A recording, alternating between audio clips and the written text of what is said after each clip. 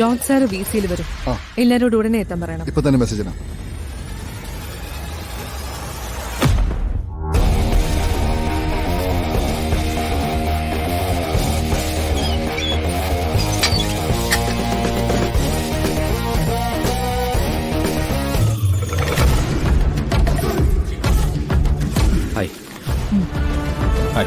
നിങ്ങൾ വരുന്നോണ്ട് ഞാൻ workshop close ചെയ്തു. ബാക്കിയുള്ളവരോട് ഇൻഫോം ചെയ്യാൻ ഞാൻ അഖിലിനോട് പറഞ്ഞിട്ടുണ്ട്.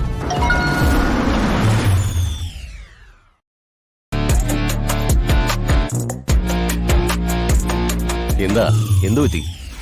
അറിയില്ല സർ, വണ്ടിക്ക് എന്തോ കംപ്ലൈന്റ് ഉണ്ടെന്ന് തോന്നുന്നു. ഞാൻ നോക്കട്ടെ.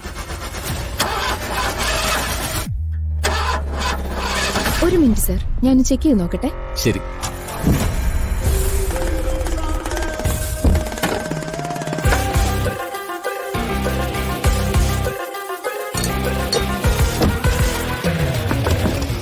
സോറി സർ, കാർ സ്റ്റാർട്ട് ആവുന്നില്ല. കമ്പനിന്ന് ആള് വരാതെ സ്റ്റാർട്ട് ആവുമെന്ന് തോന്നുന്നില്ല. ഞാൻ എന്നാ വേറൊരു വണ്ടി അറേഞ്ച് ചെയ്ത് തരട്ടെ? ശരി.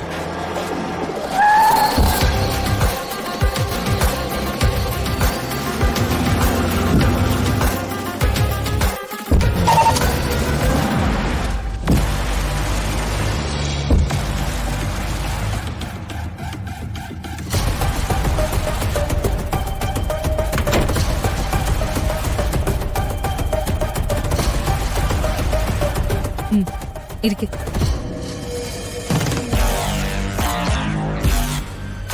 എത്ര ദിവസമായി തുടങ്ങിയിട്ട്? ഒരാഴ്ചയായോ? ശ്വാസം ഒന്ന് വലിച്ചേ. ഒന്നുകൂടി. ഓക്കെ, ഞാൻ എന്തായാലും ഒരു മരുന്നിന് എഴുതാം.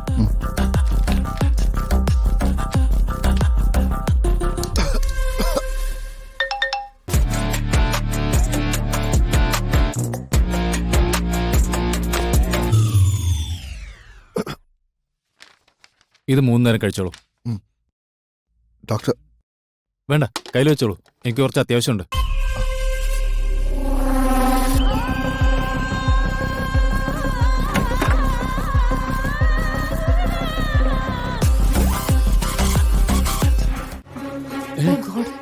അയ്യോ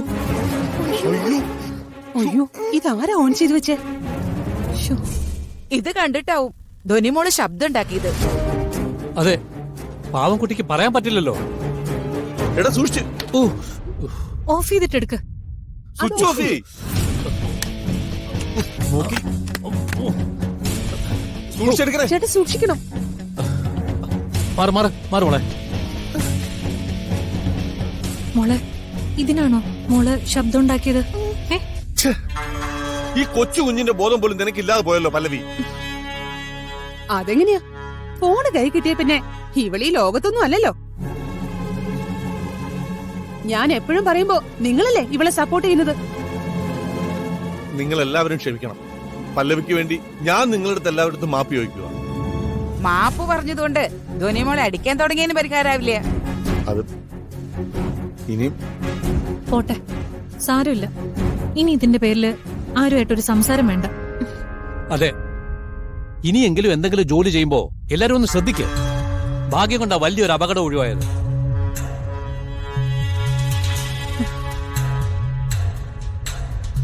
ഇനിയെങ്കിലും ആ കൊച്ച എന്തെങ്കിലും വന്ന് കാണിച്ചാൽ നിനക്ക് പറ്റിയില്ലെങ്കിൽ നീ ഞങ്ങളോടെങ്കിലും പറ.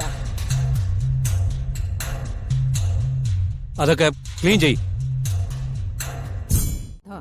കൈവിട്ടു പോകും മുമ്പ് എങ്ങനെയെങ്കിലും നടത്തിയ നല്ലതാ. കൊള്ളാവുന്ന ബന്ധമാണെങ്കിൽ നമുക്ക് ആലോചിക്കാം. കൊള്ളാവുന്ന ബന്ധോ? ഇതിലും നല്ലൊരു ആലോചന ഇനി ഈ വീട്ടിലേക്ക് വരാനില്ല.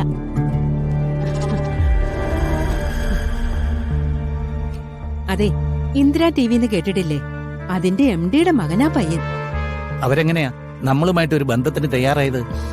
ജാതക ചേർച്ച നോക്കി വന്ന ആലോചനയാ. അതെ, അവര് നമ്മളെ കുറിച്ചും അന്വേഷിച്ചു. അവർക്ക് സമ്മതാ. ഒരു ചടങ്ങിന് എല്ലാരും കൂടി ഹോട്ടലിൽ വെച്ച് കാണാന്നാ പറഞ്ഞേ. ദുർഗയോട് ചോദിച്ചോ? എന്തിന്? അവളുടെ കല്യാണക്കാര്യം അവളോട് ചോദിക്കണ്ടേ? ഏത് നേരം നിങ്ങൾക്ക് ആ നശിച്ചവളുടെ ചിന്ത മാത്രമേ ഉള്ളോ? നിങ്ങൾക്ക് മറ്റൊരു മകൾ കൂടി ഉണ്ട്, അത് മറന്നോ? എന്നാലും മൂത്തവളായ ദുർഗ നിൽക്കുമ്പോ എങ്ങനെയാ? എനിക്ക് ആകെ ഒരു മകളേ ഉള്ളൂ. അവൾക്ക് നല്ലൊരു ആലോചന വരുമ്പോ അത് വേണ്ടാന്ന് വെക്കാൻ എനിക്ക് പറ്റില്ല. നാത്തും പറയുന്നത് ശരി. ഇനി ഇതുപോലൊരു നല്ലൊരു ആലോചന വരണമെന്നൊന്നുമില്ല. വെറുതെ ഓരോ ന്യായം പറഞ്ഞ് വന്നു കയറിയ ഭാഗ്യം തട്ടിക്കളഞ്ഞ് അഷിതയുടെ ഭാവി നശിപ്പിക്കരുത്. ഇവിടെ ആർക്കും അങ്ങനെയുള്ള ചിന്തയൊന്നും ഇല്ല നാത്തൂനെ. കുടുംബത്തിന് ചീത്തപ്പേരുണ്ടാക്കിയവളുടെ മോളുടെ ഭാവിയെ കുറിച്ചാ ഇവിടെ എല്ലാവർക്കും ചിന്ത. അവള് മാത്രം ജീവിച്ചാ മതിയല്ലോ. ഞാൻ അങ്ങനെ ഒന്നും ഉദ്ദേശിച്ച് പറഞ്ഞല്ല. നിങ്ങളുടെ ഉദ്ദേശം എന്താണെന്ന് എനിക്കറിയാം. എന്റെ ജീവിതം നശിച്ചതുപോലെ എന്റെ മോളുടെ ജീവിതം നശിക്കാൻ ഞാൻ സമ്മതിക്കില്ല. ഈ ആലോചനയ്ക്ക് ആരെങ്കിലും തടസ്സം നിന്നാ പിന്നെ ആരും മനസമാധാനത്തോടെ ഈ വീട്ടിൽ കഴിയുമെന്ന് കരുതണ്ട. പ്രത്യേകിച്ചും നിങ്ങളുടെ മോള്. അവളെ ഞാൻ നിലം തൊടിയിക്കില്ല, പറഞ്ഞേക്കാം. നിൽക്ക്. ഞാനിപ്പോ എന്താ വേണ്ടേ അതൊന്നു പറ. ഹോട്ടലിൽ വെച്ച് എല്ലാവരെയും കാണാന്ന് പറഞ്ഞ സ്ഥിതിക്ക് ചേട്ടന് വരണം. നമ്മളെല്ലാരും ചേർന്ന് ഈ കല്യാണം ഭംഗിയായി നടത്തണം. എന്താ ഒന്നും മിണ്ടാത്തെ? നിങ്ങൾക്ക് വരാൻ വൈകി അതിപ്പോ പറയണം. ഞാൻ വരാം.